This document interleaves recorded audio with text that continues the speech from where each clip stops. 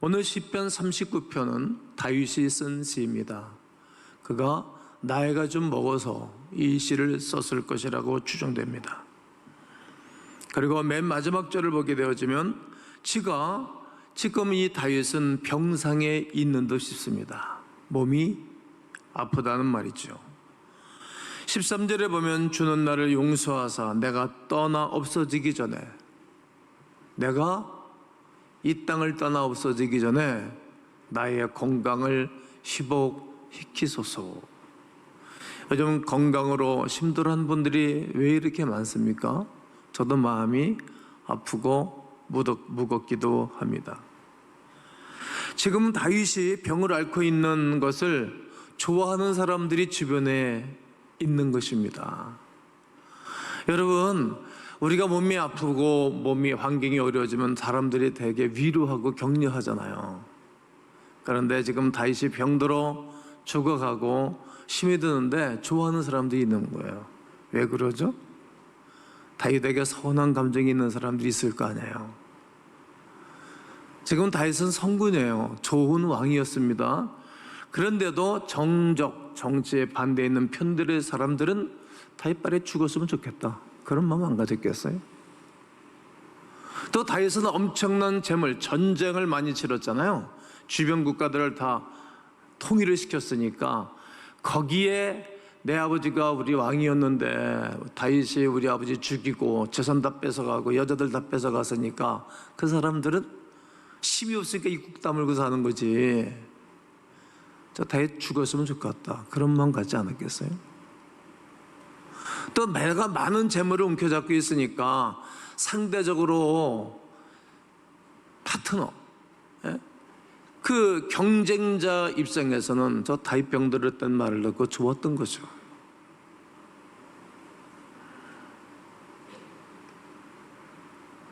다윗은 하나님을 사랑하고 하나님의 뜻대로 인생을 살아보려고 애를 썼고, 그리고 모든 국민들도 성군이라고 말을 했어요. 그리고 사람을 사랑하고 나라를 사랑했던 지도자인 것이 틀림이 없습니다. 의롭고 바르게 살려고 하는 사람치고 주변에 정적이 없는 사람이 없다는 것을 알아야 됩니다. 성공할수록에 전혀 나에게 대하여 서운한 감정이 없을 것이라고 생각하는 사람들이 있습니다. 그러나 그러하지 않습니다. 적들은 다윗이 다시 소생할 수 없을 정도로 병색이 깊어지자 속으로 은근히 좋아하는 것입니다. 하나같이 원수들은 건강하고 형통한 다윗을 비웃으며 다녔습니다. 그런 소리를 들으면서 병든 다윗은 대응할 방법이 없었습니다. 할 말이 너무너무 많았습니다. 오늘 1절을 보면 재갈을 입에 물고 다니겠습니다. 우라통치밀었을 거예요. 말하지 않겠다는 거예요. 인생이 어렵고 힘들 때, 정적이 생겼을 때 사람들의 말하고 싶은 마음이 굴뚝 같아져.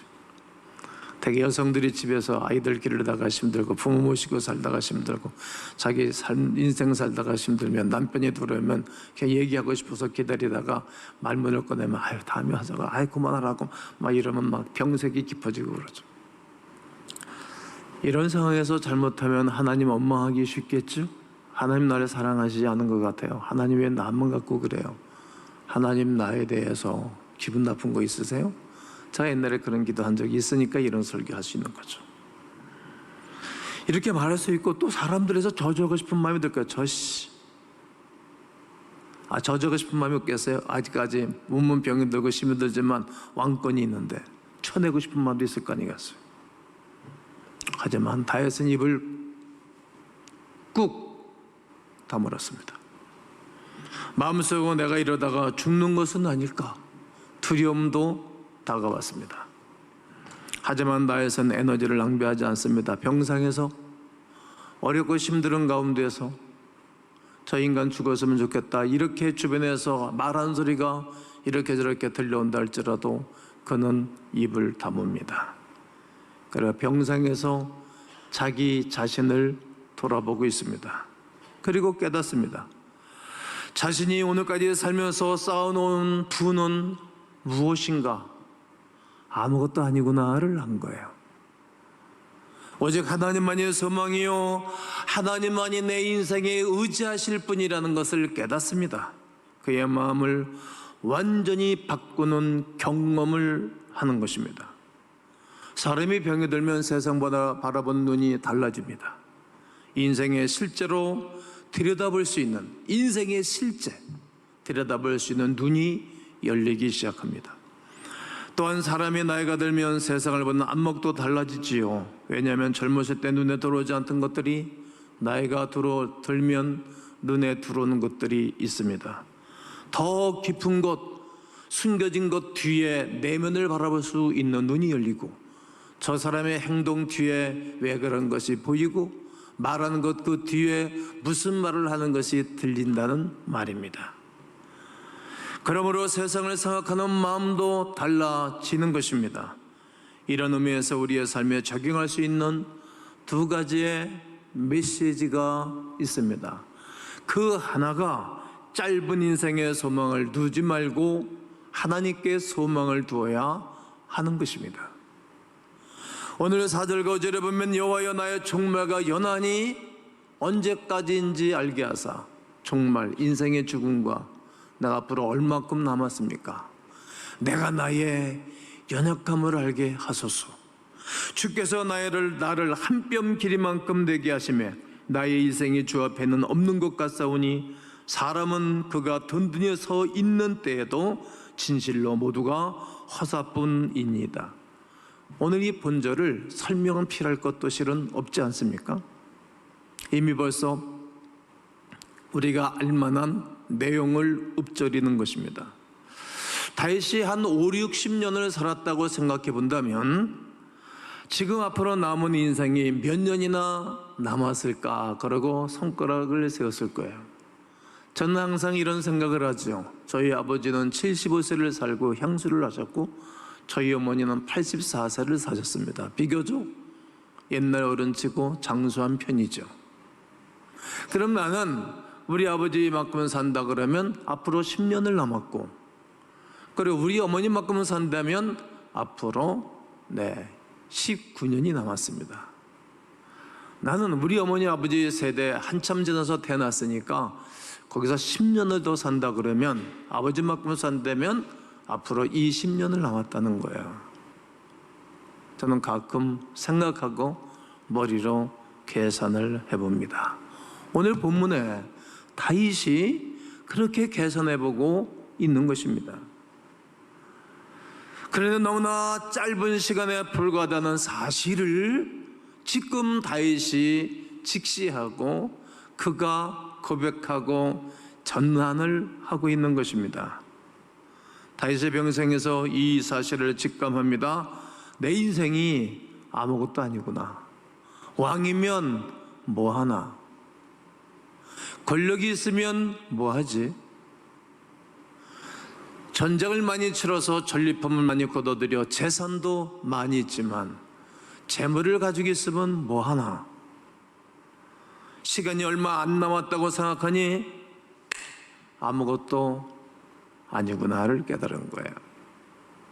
짧은 인생 하나님 앞에 얻는 것과 똑같구나. 다윗은 자신을 정확하게 직시하고 정확하게 바라보았습니다. 시편 90편은 모세의 기도입니다. 이스라엘의 지도자 중에 또 모세 같은 지도자가 또 누가 있겠습니까? 그가 우리의 연수가 70이여 강건하면 80일째라도 그 연수의 사랑은 수고와 슬픔뿐이니 우리가 날아갑니다 라고 고백합니다. 또 시편 103편 15절과 16절에는 인생은 그날이 풀과 같으며, 풀 같다는 거예요. 들의 꽃과 같다. 그것은 바람에 지나가면 없어지나니 그 있던 자리도 다시 알지 못하거니와. 풀 한 포기가 있던 그 자리 알 수 있겠어요? 여러분이 살던 그 자리, 여러분들이 있던 그 자리, 여러분들이 떠나면 누가 알겠어요?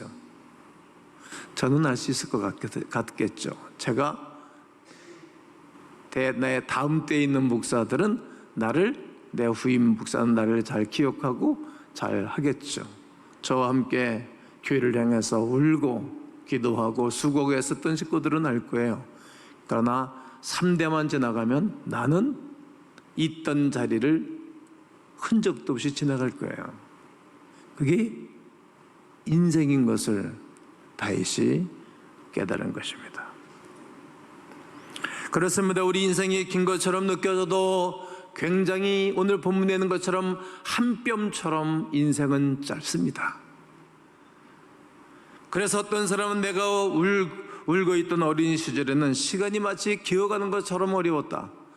내가 어린 시절, 유년 시절에는, 꿈 많은 시절에는 시간이 빠른 걸음처럼 지나갔고, 내가 청년이 되어 젊음의 아름다움을 자랑할 때는 시간이 마치 뛰어가는 것처럼 빨리 갔다.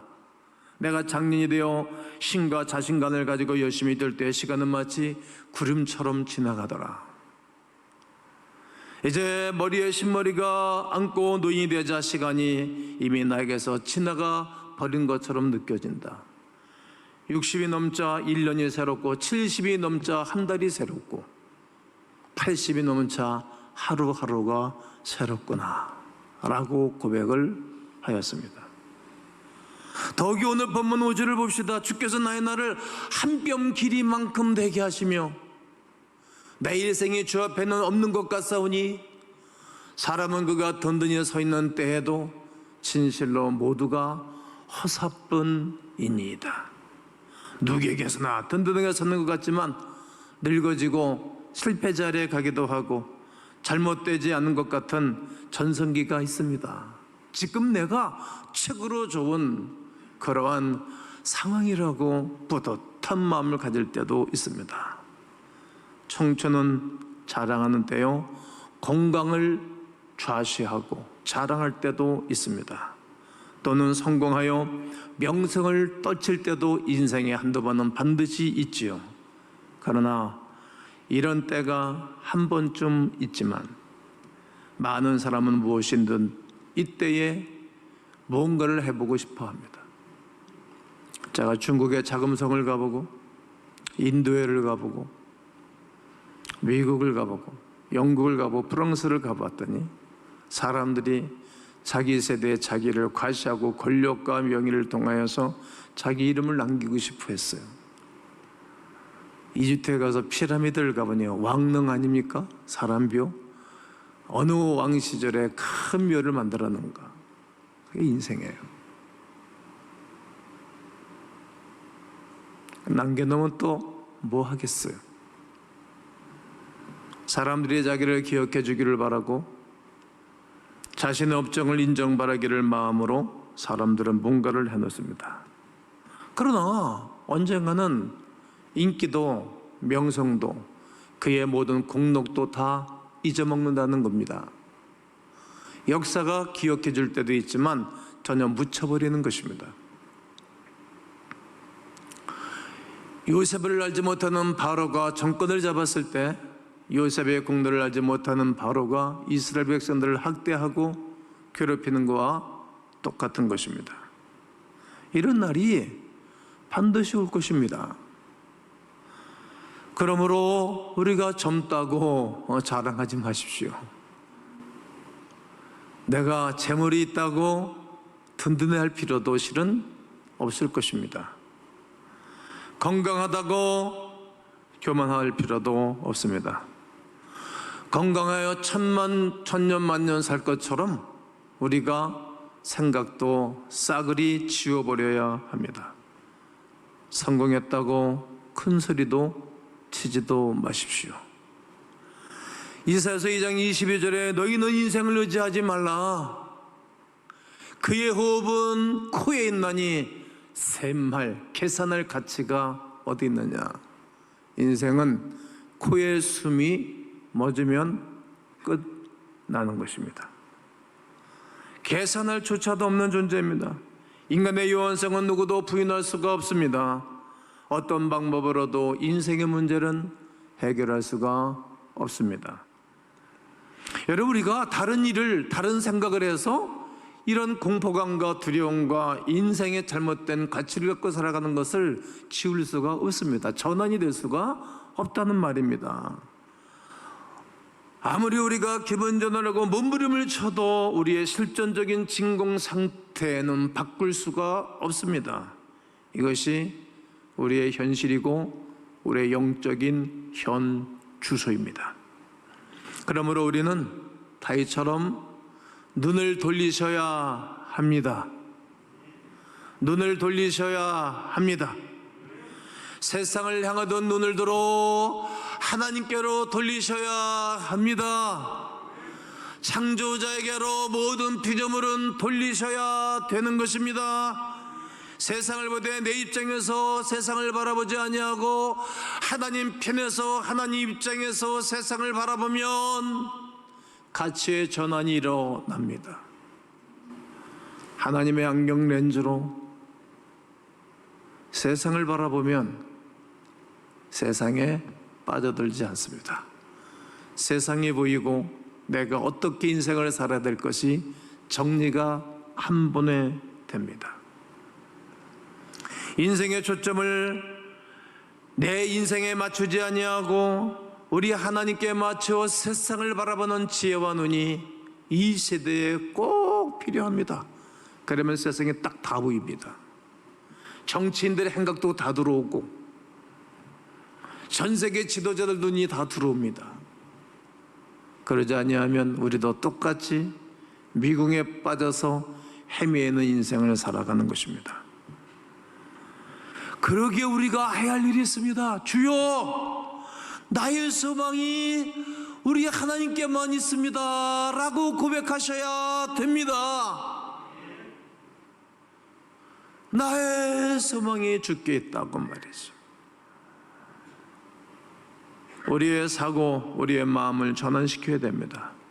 우리의 마음을 하나님께로부터 바꾸지 아니하면 행복하지가 않습니다. 역대 20장 12절에 우리 하나님이요 그들을 징벌하지 아니하시나이까? 주변 강대국들이 얼마나 이스라엘을 괴롭혔지 않습니까? 우리를 치러 오는 이 큰 무리를 우리가 대적할 능력이 없고, 여러분, 대적할 능력이 없으면 특별히 남자들이 수 없는 사람, 이상한 사람들이 공격해 올 때 대적할 능력이 없으면 비참하잖아요. 어떻게 하면 할 줄 알면 좋은데 어떻게 할 줄도 알지 못하고 이때 어떻게 하겠어요? 비굴하게 인생을 그냥 엎어져서 살아야 되겠어요? 그때 오직 주만 바라보나이다. 그때 주님을 바라보는 거예요. 오늘까지 우리가 살면서 우리의 힘으로 능력으로 할 수 없고 어떻게 할지도 모를 때 주님 바라보고 하나님 앞에 나와서 하나님의 인도를 받았던 일들이 얼마나 많습니까? 그게 교회 생활이 아니었습니까?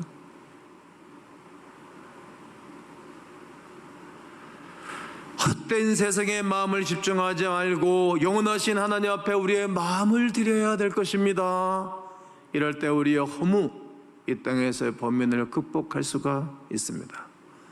하나님만이 영원하시기 때문입니다. 예수님께서는 뭐라고 말씀하십니까? 요한복음 10장 28절에 내가 그들에게 영생을 주노니 영원히 멸망하지 아니할 것이요 또 그들 내 손에서 빼앗을 자가 없느니라. 예수님의 손에서 빼앗기지 않는다는 거예요. 여러분과 저를, 여러분과 나의 영혼을 예수님의 손에서 빼앗기지 않을 거예요. 마귀에게, 세상에게. 그 영생이 우리에게 있으니 그 영생과 함께 하나님이 우리를 붙잡아 줄 것을 확신하는 것입니다. 예수님이 죽은 나사로를 살리실 때도 그랬지 않습니까? 나는 부활이요 생명이 나를 믿는 자는 죽어도 살겠고 무릇 살아서 나를 믿는 자는 영원히 살 것을 네가 믿니? 네가 믿니? 인생은 그리스도 예수 앞에 부활과 생명이신 그리스도 예수를 붙잡으면 허무와 고민이 해결되는 것입니다.